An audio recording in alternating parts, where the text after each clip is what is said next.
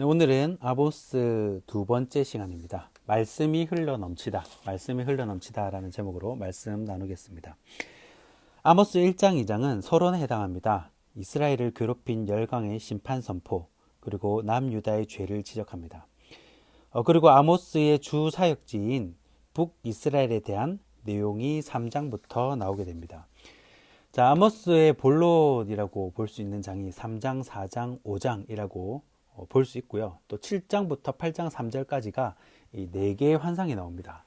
그리고 8장에서 최후의 설교, 9장에서 최후의 환상, 그리고 나머지 이 이스라엘의 멸망과 회복에 대한 예언으로 이 아모스서가 마무리됩니다. 자, 오늘 읽은 아모스 3장 1절부터 8절 본문은 아모스 선지자가 하나님의 말씀을 받은 선지자라는 것을 보여주는 그런 대목입니다. 그래서 오늘은 이 말씀을 받은 선지자 아모스를 통해서 주시는 이 메시지는 과연 무엇인지 한번 살펴보고자 합니다. 첫 번째는 기적이 다가 아니다입니다. 본문 1절 말씀입니다. 이스라엘 자손들아, 여호와께서 너희에 대하여 이르시는 이 말씀을 들으라. 애굽 땅에서 인도하여 올리신 모든 족속에 대하여 이르시기를. 아멘. 자, 여기서 이스라엘 자손들아 라고 말하는 것은 남유다와 북이스라엘 모두를 말하는 것입니다. 이집트에서 건져낸 백성, 하늘에서 음식이 떨어지고 또 메추라기가 제 발로 날아오고 그 큰 홍해가 갈라져서 마른 땅이 되고 사막 한가운데서 바위가 터져서 물이 나오고 밤에는 신비한 불기둥이 생기고 낮에는 아름다운 구름 기둥이 생겨서 길을 인도하고 노뱀을 바라만 봤는데 죽을 병이 났고 온갖 기적을 다 체험합니다. 그래서 하반절에 애굽 땅에서 인도하여 올리신 모든 족속에 대하여 이르시기를 이라고 콕 집어서 말해주죠. 자, 이 말은 받을 만큼 받았다, 볼 만큼 봤다 이 말입니다. 너희들 수많은 이 초자연적인 기적을 체험하지 않았냐? 그런데도 엇나갔다라는 것입니다. 자, 우리가 잘 생각해야 하는 것이 어떤 체험을 하고 또 기적을 경험하고 진리를 발견을 하면 믿음의 길을 잘 갈 것이라고 생각을 하지만 사실 그렇지는 않습니다. 꼭 그렇지는 않아요. 이 다니엘 기도회에 간증을 나온 사람들이 저마다 살아계신 하나님을 증거합니다. 그래서 주님을 위해 사는 거예요. 그런데 어떤 은혜를 받고 음성을 들었다고 해서 누구나 그런 삶을 살 수 있는 건 아닙니다. 왜냐하면 치러야 할 삶의 대가가 너무 고통스럽기 때문입니다. 그게 싫은 거예요. 때로는 남루한 옷을 입고 다니면서 때로는 힘을건 죽을 먹고 살아야 하고 사랑하는 자녀들마저 희생해야 하는 경우가 많습니다. 그런 길을 하나님 음성 들었다고 기적 몇 번 체험했다고 다 순종할 수 있는 건 아니라는 겁니다. 이 요나처럼 하나님이 말씀하셔도 반대로 갈 수 있어요. 이스라엘 백성들도 마찬가지입니다. 남유다, 북이스라엘 할 것 없이 많은 기적을 체험하고 하나님의 말씀을 들었는데도 말 안 듣고 반대로 삽니다. 시키는 대로 안 해요. 문제는 관계입니다. 이 기적이 핵심이 아니라 하나님과의 관계가 핵심이라는 거예요. 이 관계가 된다는 것은 서로 소통을 한다는 겁니다. 대화를 자주 한다는 거예요. 그래서 상대방이 무엇을 싫어하고 또 어떤 것을 좋아하고 이런 것을 잘 압니다. 왜 그렇습니까? 평소에 대화를 자주 하거든요. 그래서 믿음의 선배들은 이 하나님과 관계를 잘 맺기 위해서 이미 제도적으로 세팅을 잘 해 두셨습니다. 매일 새벽기도, 수요 예배, 주일 예배, 사실 이것만으로도 하나님과 소통하고 이 동행의 삶을 살도록 이 세팅이 다 되어 있는 거예요. 이 기적이 아니라 관계입니다. 하나님께 가까이 가는데 100걸음을 가야 한다면 지금 한 걸음 내딛었다고 생각을 하십시오. 너무 조급해 할 필요도 없습니다.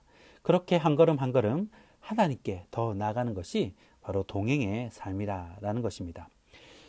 두 번째는 질투는 무덤처럼 잔인하다입니다.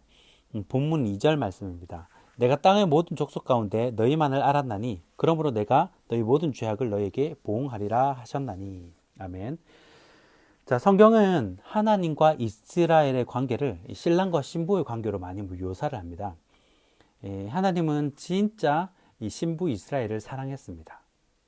그래서 마치 다른 여자는 하나도 안 보이고 오직 이 세상에 이스라엘만 있는 것처럼 그렇게 사랑하셨습니다.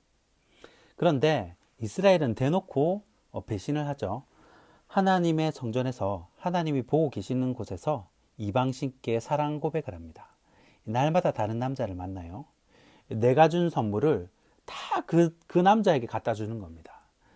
그래서 하나님이 질투를 하십니다. 우리 하나님은 질투의 하나님이라고 하죠. 여러분, 사랑에 질투는 무덤처럼 잔인합니다.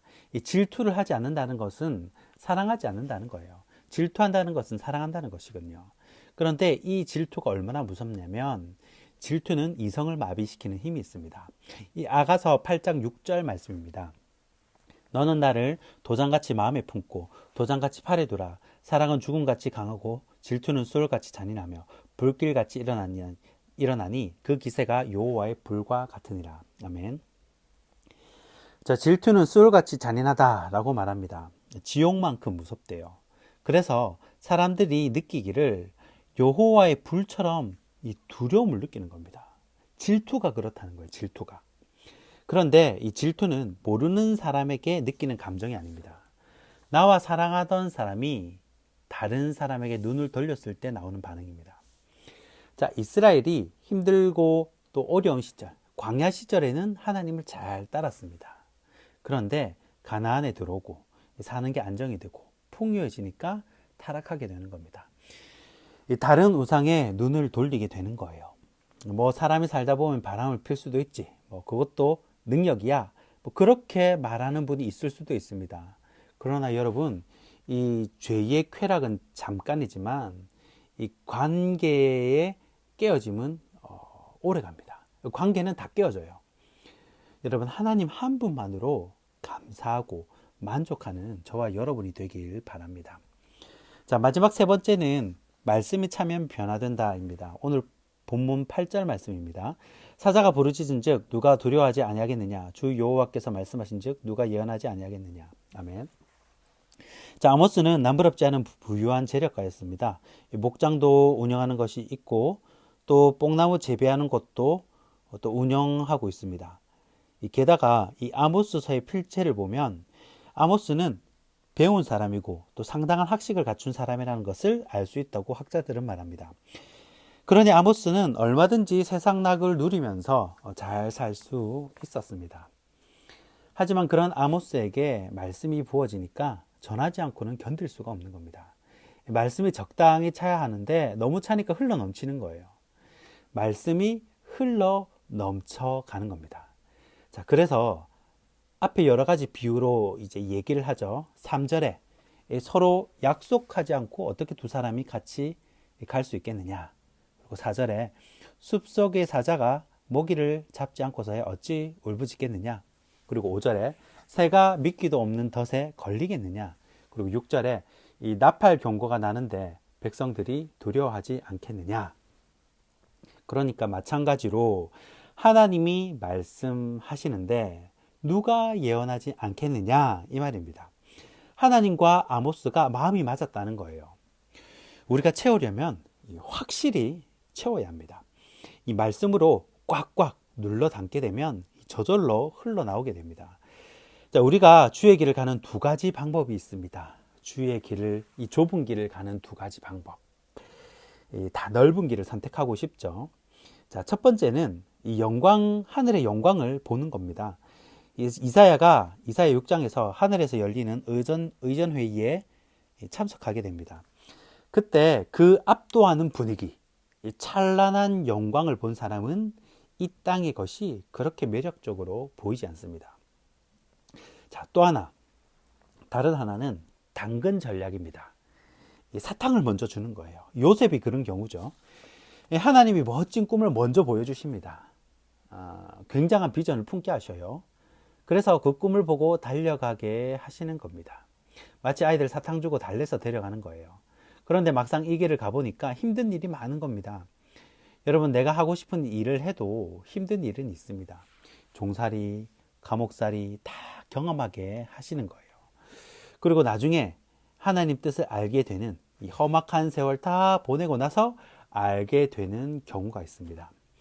자, 각자 어떤 경우가 되었든 이 말씀이 내 안에 가득 차 있으면 이 기쁨으로 이 길을 갈 수 있습니다. 이 위로받으면서 이 길을 갈 수가 있다는 것입니다.